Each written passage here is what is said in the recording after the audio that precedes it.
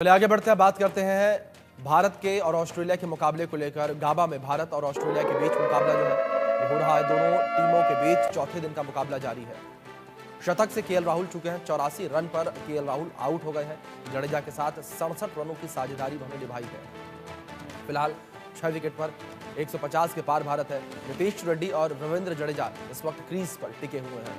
ये बड़ी खबर निकलकर सामने आई है गाबा टेस्ट को लेकर, और जहां केएल राहुल अपने शतकीय पारी से चूक गए। 84 रन पर केएल राहुल आउट हो गए हैं। दोनों टीमों के बीच चौथे दिन का मुकाबला ये जारी है और इस मुकाबले पर सभी की निगाहें बनी हुई हैं। हमारे स्पोर्ट्स एडिटर मनोज जोशी जी जुड़े हुए हैं, सीधे उनका रुख करेंगे अधिक जानकारियों के लिए।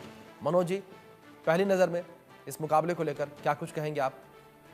मैं तो ये कहूँगा कि फॉलो ऑन जो है भारत बचाने की ओर अग्रसर है, और फॉलो ऑन बचने की काफ़ी उम्मीद भी है, क्योंकि जो केएल राहुल और जडेजा ने 67 रनों की पार्टनरशिप की, उसने काफ़ी हद तक भारत के खतरे को जो है उबार दिया, खतरे से उबार दिया भारतीय टीम को। और अब नीतीश रेड्डी जडेजा के साथ टिके हुए हैं। केएल राहुल का विकेट ज़रूर गिर गया है, लेकिन वो अपना काम कर चुके थे। बहुत ही बेहतरीन उन्होंने बल्लेबाजी की, और अब केवल 79 रन चाहिए भारत को फॉलो ऑन से बचने के लिए। और जिस तरह से जोश हेजलवुड जो है वो अनफिट हो गए हैं, उनकी पिंडलियों में इंजरी है, वो फील्ड पर मौजूद नहीं है, और जिस तरह से भारतीय बल्लेबाज कमिटमेंट के साथ बल्लेबाजी कर रहे हैं, उसको देखते हुए फॉलो ऑन का खतरा तो मुझे लगता है भारत फॉलो ऑन से तो बच जाएगा। लेकिन अभी पारी जो है, क्योंकि आज लंबा खेल हुआ, 2 घंटे 50 मिनट का ये पहला सेशन हुआ है, तो ऐसे स्थिति में अब मैं समझ, और बीच में 20 से 22 मिनट जो है खेल बारिश की वजह से बाधित भी हुआ। लेकिन अब कमिटमेंट यही बरकरार रखना होगा जो केएल राहुल ने जो 80 प्लस की पारी खेलकर जो उम्मीदें जगाई हैं, मुझे लगता है उसी का अनुसरण आगे जडेजा को भी करना होगा, नीतीश रेड्डी को भी करना होगा। जी, और दूसरी ओर जिस तरीके से फिलहाल मुकाबला चल रहा है, चौथे दिन पर हम लोग पहुंच चुके हैं। मनोज जी, क्या आपको लगता है कि मुकाबला ड्रॉ हो पाएगा? क्योंकि अगर जीतने को लेकर बात करें भारतीय टीम की ओर से, तो ये तो काफी मुश्किल लगता है। देखिए, आप जिस तरह से केएल राहुल खेले हैं ना, मैं समझता हूं अगर इसी तरीके से खेलेंगे तो आप मैच को जरूर ड्रॉ करा लेंगे, क्योंकि जीतना तो खैर आप भूल जाइए, लेकिन जिस तरह से गेंद को अपने नजदीक आने दे रहे हैं, गेंद पर चढ़कर नहीं खेल रहे हैं, यही एक रणनीति होनी चाहिए। क्योंकि बाउंसी ट्रैक है, और यहां पर जितना गेंद का आप इंतजार करेंगे, गेंद को पीछे खेलेंगे, पीछे यानी पीछे से मतलब मेरा बैकफुट से नहीं है, गेंद को थोड़ा सा समय लेकर खेलेंगे, उतना अच्छा रहेगा। टेम्परामेंट उनका बहुत गजब का था, उस टेम्परामेंट से आपको खेलना होगा। गेंद को लीव करने की आदत डालनी होगी, क्योंकि टेस्ट क्रिकेट की ये बेसिक जरूरत है जो केएल राहुल करते हुए दिखे, और जो विराट कोहली इसी में फंसते हुए दिखे। वो गेंद को लीव करना है या खेलना है, वो नहीं उसको तय कर पा रहे थे, जिसकी वजह से पिछली 2 पारियों में वो इसी तरीके से आउट हुए। और आउट होने के बाद जिस तरह से वो बाहर चले गए, और फिर जाते ही नेट्स पर गए, कहीं और जगह नहीं गए, नेट्स पर गए, और गेंद को लीव करने की प्रैक्टिस कर रहे थे, गेंद को छोड़ने की प्रैक्टिस कर रहे थे। मुझे लगता है गेंद को छोड़ने की आप प्रैक्टिस करेंगे, उससे गेंदबाज भी हताश होगा। गेंदबाज आउटसाइड दी ऑफ स्टंप गेंद पर अटैक करने की बजाय आपको मिडिल स्टंप पर या आपको तीसरे या चौथे स्टंप पर ही खिलाने की कोशिश करेगा। तो मुझे लगता है ये कुछ ऐसी चीजें हैं जिससे गेंदबाज को अपनी रणनीति में बदलाव करने का आप अवसर दीजिए, तभी बात बनेगी कि तभी आप ज्यादा से ज्यादा गेंद को लीव करेंगे, उतना आपके लिए अच्छा रहेगा। जी, और दूसरी ओर रविंद्र जडेजा क्रीज पर, नीतीश रेड्डी उनके साथ है। क्या आपको लगता है कि जोड़ी कुछ कमाल दिखा पाएगी? जी हाँ, बिल्कुल। अगर जडेजा का आपने जिक्र किया, जडेजा की काफ़ी आलोचनाएं हुई थी कि आपने बल्लेबाजी को स्ट्रांग करने के लिए टीम प्रबंधन ने एक जो है जडेजा को शामिल किया, जबकि वहाँ 3 लेफ्ट हैंडर बल्लेबाज हैं, तो वहाँ ऑफ स्पिनर क्यों नहीं है, और 3 मैचों में 3 अलग अलग स्पिनरों का खिलाना, इस तरह से जडेजा पर बहुत सारे सवाल उठ रहे थे। और ऊपर से जडेजा की गेंदबाजी में भी वो दम दिखा नहीं जो जिसके लिए वो जाने जाते हैं ना। उनकी जो स्किड होती गेंदें हैं वो भी गायब थी, लेकिन जिस तरह से बल्लेबाजी उन्होंने की है, जिस कमिटमेंट के साथ बल्लेबाजी की है, वो काबिले तारीफ है। और मेरे ख्याल से टीम प्रबंधन का ये जो सोच है, उनको उनसे बल्लेबाजी लंबे समय तक कराना, और बल्लेबाजी में वो कमिटमेंट के साथ खेलें। और नीतीश रेड्डी जो पिछली 4 पारियों में 3 बार टॉप स्कोरर रहे हैं भारतीय टीम के, तो एक ड्रीम डेब्यू सीरीज है उनके लिए, मैं कहूँगा। और दोनों मिलकर अगर जितना स्कोर को आगे बढ़ा पाएं, क्योंकि आप देखिए लंच तक भारत ने 116 रन बनाए हैं और केवल 2 विकेट खोए हैं, और कहाँ भारत ने 51 रन में 4 विकेट खो दिए थे। तो मुझे लगता है ये कमिटमेंट जो है भारतीय टीम का मनोबल बढ़ा रहा है। जैसे जैसे रन आगे बढ़ रहे हैं, टीम का मनोबल भी बढ़ रहा है। जी, और मनोज जी, अगर बात नाराजगी को लेकर करें, निराशा को लेकर करें, तो भारतीय खेमे में भारतीय प्रशंसक जो हैं, भारतीय टीम के जो प्रशंसक हैं, उनमें काफी नाराजगी है विराट कोहली को लेकर और रोहित शर्मा को लेकर। जी हाँ, बिल्कुल सही कहा आपने। और रोहित शर्मा के रिफ्लेक्सेस जो है ना वो बहुत उनके लिए परेशानी का सबब बन रहे हैं। और जिस तरह से आपने देखा कि शुभमन गिल आउट हुए, जिस तरह से विराट कोहली आउट हुए शरीर से दूर खेलते हुए, कुछ उसी अंदाज में रोहित शर्मा भी आउट हुए। आप बाकी के खिलाड़ियों से सबक नहीं सीख रहे हैं। सबक सीखना है तो आप केएल राहुल से सीखिए। उन्होंने जिस तरह से शॉर्ट पे डिलीवरीज पर वो पिछले उन्होंने विकेट खोया था, पुल करने गए थे और उस पर उन्होंने विकेट गंवाया था पिछले मैच में। अब उनके सामने जब जब शॉर्ट पिच गेंदें आई, वो या तो लाइन से हट गए या फिर उन्होंने उसको बल्ले को हॉरिजॉन्टल रखते हुए उन्होंने शॉट खेले हैं। तो ये एक होता है कि आप अपने तरीके से गेम को ढालते हैं और अपनी कमियों से सीखते हैं। रोहित शर्मा शायद वो नहीं कर पा रहे हैं। यही वजह है कि आप जो है जिस तरह से वॉवल सीम आई, उनके हाथ पैर फूल गए, और जिस तरह से वो लेग कटर बॉल थी और उससे जो है गेंद जो भी उनकी अंदर की तरफ आती है वो थोड़ा सा परेशानी में दिखते हैं। और शरीर से दूर खेला उन्होंने, बिल्कुल उसी तरह जैसे कि विराट कोहली ने या शुभमन गिल ने दूर खेला था, और वही उनके लिए परेशानी का सबब बना। बिल्कुल। और एक बात है लगातार कही जा रही है मनोज जी, आप किस तरीके से इसको देखते हैं कि विराट कोहली जो आउट हो रहे हैं, कहा जा रहा है कि बार बार सेम तरीके से विराट कोहली आउट हो रहे हैं। क्या ये कहा जाए कि विराट कोहली प्रूव करने का प्रयास कर रहे हैं कि जो मैं एक तरीके से आउट हो रहा हूं मेरी गलती नहीं है, इसको मैं ठीक कर सकता हूं, और यही वजह कि बार बार बात खा जा रहे हैं वो? बिल्कुल, आपने तो दुखती रग पर जो है ना बिल्कुल उंगली रख दी है। और यही वजह है जिसकी वजह से वो लंबी पारी नहीं खेल पा रहे हैं और अपने आप को प्रूव करने में लगे रहते हैं कि मैं ऑफ साइड का अच्छा प्लेयर हूं, मैं कवर पर अच्छा खेलता हूं। अब भाई आप देखो ना, जिस तरीके से कुछ शॉट जहां आप फंसते हैं वहां आप उससे निजात पाने की कोशिश करें। आप सचिन तेंदुलकर से सीखें, जो उनकी सिडनी में जो डबल सेंचुरी थी उसमें उन्होंने ऑफ साइड की तरफ या कवर की तरफ कोई शॉट ही नहीं खेला। उन्होंने सारे जितने 95% उनके शॉट जो हैं वो ऑन साइड पर थे। तो ये काम तो विराट कोहली भी कर सकते हैं, क्योंकि 2011 में जो स्थितियां थी, 2011-12 के टूर में, ऑस्ट्रेलिया दौरे में, जिसमें सचिन तेंदुलकर के आउट होने के कुछ तरीके भी जो है विराट कोहली से काफी मिलते जुलते थे। वो भी कवर की तरफ खेलते थे तो बल्ला जो है बाहरी किनारा गेंद उस पर लगता था और वो स्लिप या गली या ये कहिए विकेट कीपर के हाथों लपक लिए जाते थे। तो इससे उन्होंने निजात पाया आगे आने वाले दौरों में। तो अपनी गलतियों से सीखना, अपनी कमियों पर निजात पाना, ये एक अच्छे खिलाड़ी की निशानी होती है। विराट कोहली भी अच्छे खिलाड़ी हैं, लेकिन मुझे लगता है कि अपनी कमियों से को दूर करने की तरफ उनको ध्यान देना होगा और उसको उस शॉट से बचने की कोशिश करनी होगी और गेंद को लीव करने की आदत डालनी पड़ेगी। जी।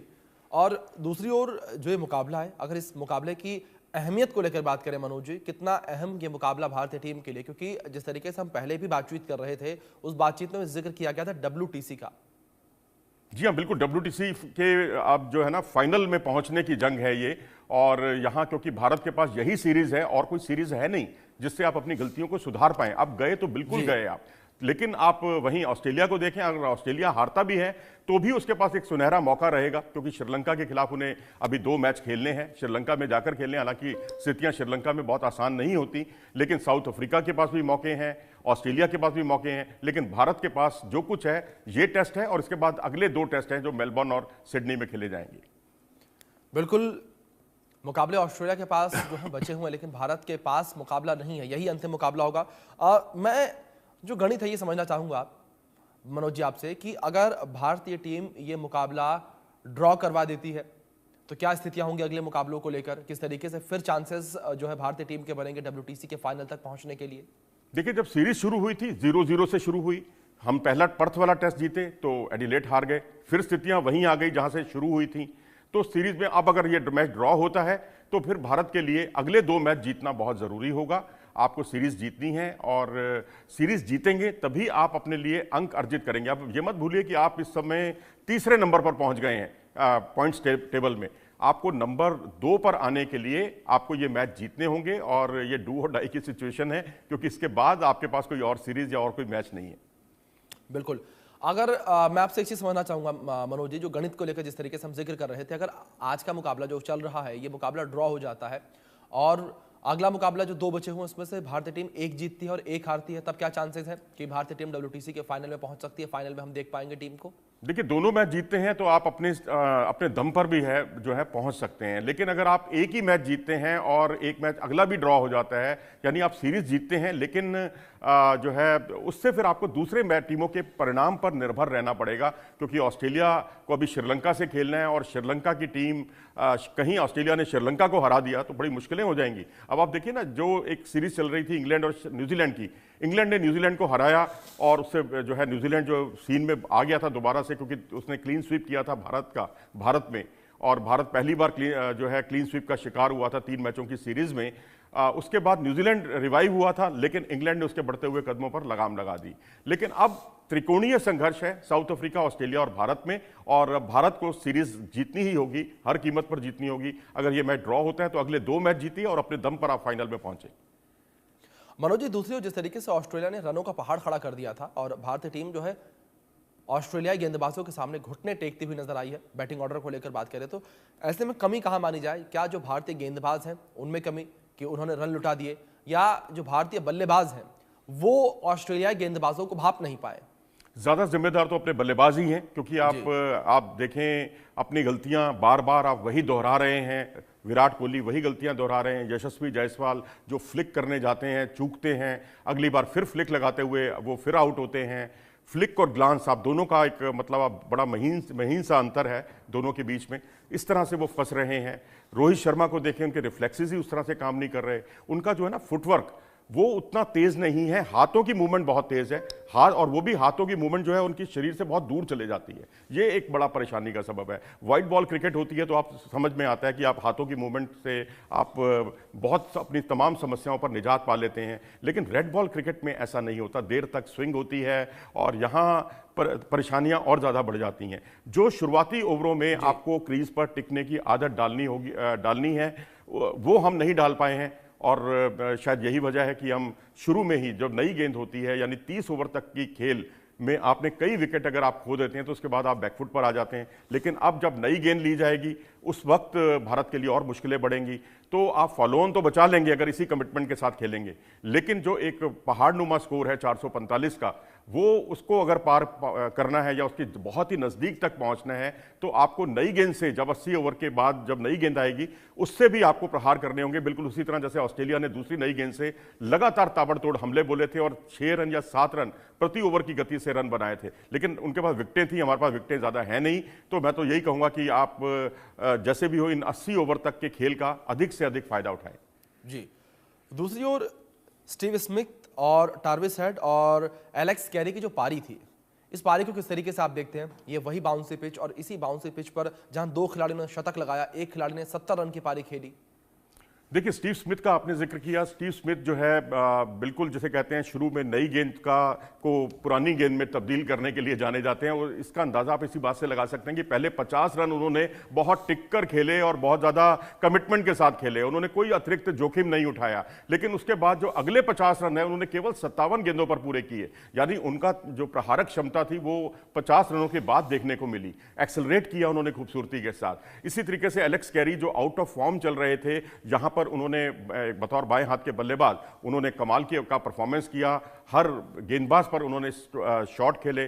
और बाकी ट्रेविस हेड के लिए तो मैं ये कहूंगा कि हमारे जो गेंदबाज हैं उनको उनकी स्ट्रेंथ पर गेंदबाजी कराते रहे, वो एक बड़ी परेशानी थी भारत के लिए। और अगर आपने उनको बाउंसर फेंकी, बाउंसर उनको फेंकना बहुत ज़रूरी था, सिराज ने कोशिश भी की, लेकिन आपने थर्ड मैन ही नहीं लगाया। तो मुझे लगता है फील्ड प्लेसमेंट जो है गेंदबाज के अनुकूल होनी बहुत ज़रूरी है। जो विराट कोहली और जब कप्तान हुआ करते थे और अपने गेंदबाजों के साथ बैठकर जो फील्ड सेट करते थे, मुझे लगता है रोहित शर्मा को भी वही रणनीति अपने गेंदबाजों के साथ बनानी चाहिए और उसको जैसी फील्ड चाहिए वैसी फील्ड देनी चाहिए। बिल्कुल, जाहिर तौर पर जिस तरीके से आपने जिक्र किया कि जो ये कमियां भारतीय टीम को देखने को मिली है, इन्हीं कमियों का नतीजा है कि इस तरीके की स्थिति देखने को मिली है। लेकिन मनोज जी, एक चीज़ मैं आपसे और समझना चाहूँगा, जिस तरीके से तमाम चीज़ों का हम जिक्र कर रहे थे, अगर WTC के मुकाबले को लेकर बात की जाए, WTC को हमने लेकर जिक्र किया, फाइनल को लेकर सबसे जो प्रबल दावेदारी है वो किसकी आपको लगती है कि WTC के फाइनल में कौन सी वो टीमें जो हैं वो पहुँचती नजर आएंगी करंट सिनेरियो के हिसाब से? साउथ अफ्रीका के चांसेस सबसे ज़्यादा हैं, सबसे ऊपर है वो टेबल में, और उसके अलावा मैं तो भारत को इसलिए मान रहा हूं कि भारत जो है अगर अपनी इन कमियों से निजात पा ले, क्योंकि बल्लेबाजी भारत की नहीं वैसी देखने को नहीं मिल रही है। इंडिया और ऑस्ट्रेलिया के बीच में नेक टू नेक मुकाबला है, क्योंकि इनमें जो अच्छा खेलेगा वही और अच्छे अपेक्षित परिणाम देगा, वही साउथ अफ्रीका के साथ इस बार आपको फाइनल में खेलता हुआ दिखेगा। क्योंकि हम पिछली 2 बार फाइनल में पहुंचे हैं और इस बार वो जो टीस है फाइनल में ना जीत पाने की, वो कहीं ऐसा ना हो कि हम फाइनल में पहुंचने से भी हम वंचित रह जाएं। तो उसके लिए बल्लेबाजों का कमिटमेंट बहुत जरूरी है। और ये भी आप मान लीजिए कि 3 गेंदबाजों से आप मैच नहीं जीत सकते, क्योंकि यहाँ नीतीश रेड्डी और जडेजा को आप बिल्कुल माइनस कर दीजिए, और बाकी जो 2 गेंदबाज थे बुमराह के अलावा सिराज और आकाशदीप, ये विकेट टेकिंग एबिलिटी इनके देखने को नहीं मिली, जिससे भारत की परेशानियां और ज्यादा बढ़ गई। बिल्कुल बिल्कुल मनोज, जब देखना ये होगा कि किस तरीके से मुकाबला खत्म होता है, किस तरीके से सीरीज खत्म होती है और किस पॉइंट पर जाकर भारतीय टीम फिर स्टैंड करती है सीरीज खत्म होने के बाद।